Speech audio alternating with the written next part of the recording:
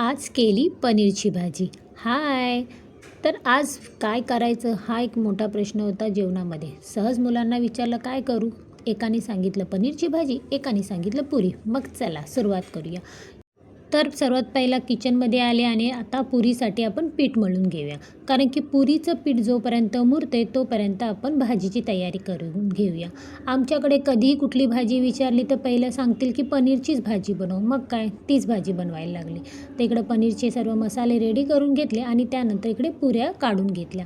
आता इकडे पुरी काढत होती तोपर्यंत आमच्या मॅडमचा अभ्याससुद्धा चालू होता. हे तर आमचं रोजचंच आहे सकाळचं की काम करता करता तिचा अभ्याससुद्धा घ्यावा लागतो. तर इकडं मस्तपैकी तेल आपलं गरम झालं आहे आणि पुरी बघू शकता मस्त अशी टम फुगलेली आहे. आता बाकीच्यासुद्धा पुऱ्या काढून घेतल्या. त्यानंतर इकडे पनीरची भाजीसुद्धा करून घेते एका साईडला.